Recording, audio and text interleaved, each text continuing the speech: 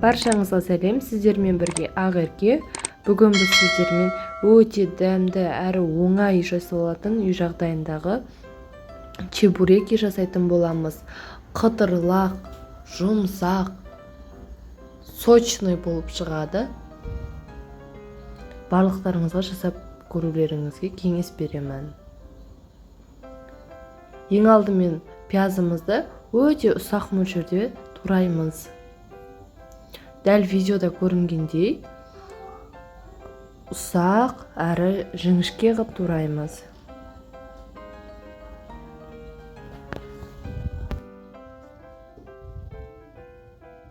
Менің каналымда тек қана чебуреки емес, одан да көп рецепттер бар. Күнделікті үй жағдайында не жасаймыз деп қыз-келіншектер көп ойланамыз ғой. Соған тағамдардың әр түрі бар. Үй жағдайында оңай әрі тез жасалынатын, көп зат қажет етпейтін домашний рецепттер көп.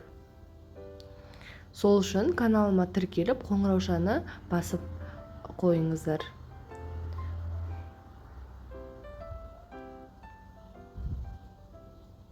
Күнделікті әртүрлі рецепттермен бөлісетін боламын. Енді туралған пиязымызды тартылған етіміздің үстіне салып, қара бұрышымызды дәміне қарай тұзымызды салып, барлығын араластырамыз. Дайын болған начинкамызды қойып, енді тестамызбен айналысамыз.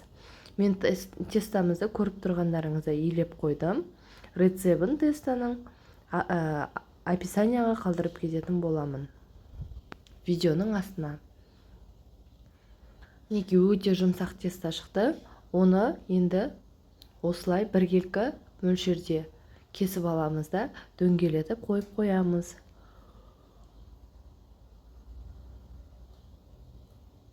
Әрқайсысын біркелкі шариктарға жасап қойып қоямыз.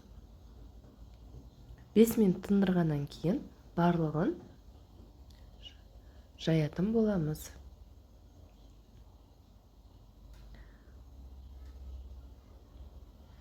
Мінекей дөңгелек пішінде жаятын боламыз барлығын.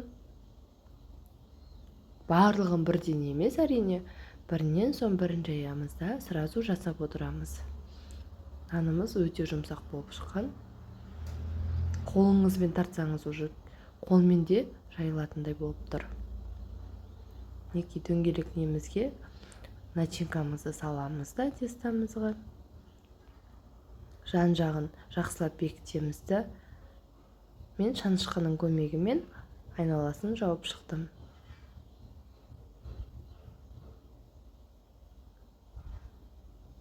Осылай болып шығады. Енді қызып тұрған табамызға салып пісіретін боламыз.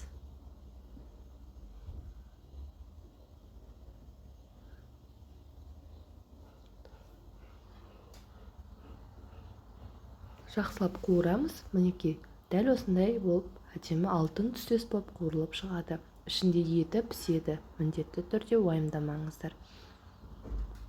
Барлықтарыңыз жасап көріңіздер. Видео ұнаса лайк басып, комментарий жазуды ұмытпаңыздар. Қоңыраушаны басыңыздар, тіркеліп кетіңіздер. Рахмет.